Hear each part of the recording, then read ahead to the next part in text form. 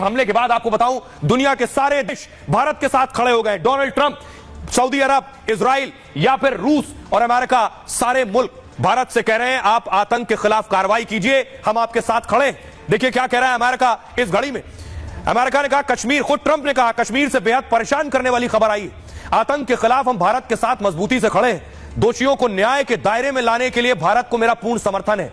Putin कह रहे हैं इस क्रूर अपराध का कोई औचित्य नहीं है। हमले को अंजाम देने वाले अपराधियों को कड़ी सजा मिले।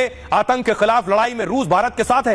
नेतन्याहू कह रहे हैं इस बर्बर आतंकवादी हमले से हम बहुत दुखी हैं। हमारी संवेदनाएं पीड़ितों और उनके परिवारों के साथ हैं। आतंकवाद के खिलाफ लड़ाई में हम भारत के साथ खड़े हैं। सऊदी अरब कह रहा है पहलगाम में हुए भयानक आतंकी हमले की निंदा करते हैं। मारे गए निर्दोष लोगों और घायलों के प्रति हमारी संवेदनाएं हैं। हम भारत के साथ खड़े हैं और उसकी हर मदद को तैयार है। यूएई यानी दुबई कह रहा है, संयुक्त अरब अमीरात कह रहा है पर्यटकों को निशाना बनाने वाले आतंकी हमले की निंदा करते हैं। यह अंतर्राष्ट्रीय कानूनों का उल्लंघन और आपराधिक कृत्य है। हिंसा और आतंकवाद किसी भी रूप में स्वीकार्य नहीं है। ऑस्ट्रेलिया कह रहा है, ऑस्ट्रेलिया के पीएम ने कहा जम्मू कश्मीर में हुए भयानक आतंकी हमले से मैं स्तब्ध हूं। बेगुनाहों की हत्या ने पूरी दुनिया को हिला दिया है। इस मुश्किल वक्त में हम भारत के साथ खड़े।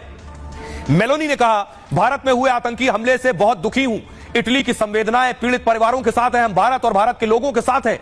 ब्रिटेन कह रहा है कश्मीर में जो हुआ भयानक आतंकी हमला बेहद विनाशकारी है। मेरी संवेदनाएं पीड़ितों और भारत के लोगों के साथ हैं। बांग्लादेश इस घड़ी में कह रहा है कश्मीर में हुए जघन्य हमले की कड़ी निंदा करते हैं। पीड़ितों और घायलों के प्रति हमारी गहरी संवेदनाएं। बांग्लादेश आतंक के खिलाफ मजबूती से खड़ा है।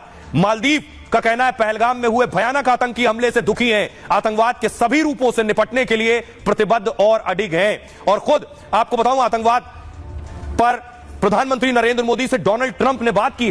अमेरिकी उपराष्ट्रपति ने खुद इस बात की जानकारी दी है। सुनिए, 2 आतंकी ठोक दिए गए हैं। 2 तस्वीरें मैं आपको दिखा रहा हूं। ये बारामूला में 2 आतंकियों को सेना ने ठोका है, देख रहे हैं। और पाकिस्तान की दहशत बढ़ गई है कि भारत कुछ बड़ा करने वाला है। टेंशन हाई है। असीम मुनीर बैठकों पर बैठक कर रहे हैं। कल से अब तक कई बैठकें कर चुके हैं कि भारत क्या करने वाला है। अपनी आर्मी को तैयार कर दिया, अपनी एयरफोर्स को तैयार कर दिया। दूसरी तरफ देखिए शहबाज शरीफ देश छोड़कर जा चुके हैं। शहबाज शरीफ तुर्की में एर्दोगन के साथ मुलाकात कर रहे हैं। ये वो तस्वीर आ रही है। पाकिस्तान में आखिर क्या हो रहा है इस वक्त?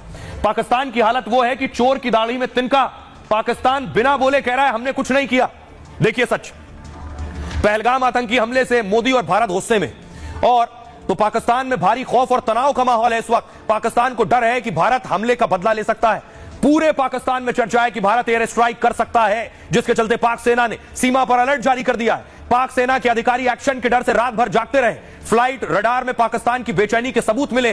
बॉर्डर के पास अपने बेस में मिलिट्री विमान तैनात कर दिए गए। उसका हरकुलस विमान कराची से लाहौर लाया गया और कई और फाइटर प्लेन कराची बेस से रावलपिंडी लाए गए। पाकिस्तान के विदेश और रक्षा जानकारों ने चेतावनी दी है कि भारत एयर स्ट्राइक या सर्जिकल स्ट्राइक कर सकता है और इस बार उसका हमला पहले से और ज्यादा खतरनाक होगा। उसके रफाल जैसे फाइटर जेट का पाक के पास कोई तोड़ नहीं है। खतरे को देखते हुए पाकिस्तान सरकार सफाई देने में लगी है। पाकिस्तान के रक्षा मंत्री ने अपना हाथ होने से इनकार कर दिया। पाकिस्तान का इस हमले से कोई ताल्लुक नहीं, ख्वाजा आसिफ कह रहे हैं। पाकिस्तान ने बयान जारी कर मृतकों और घायलों पर चिंता जताई, लेकिन उसने इसे किसी तरह का आतंकी हमला नहीं कहा है। पाकिस्तान के विपक्षी दलों को भी भारत के हमले का डर सता रहा है और देशभक्ति के नाम पर पाकिस्तान को एकजुट होने की मांग हो रही है।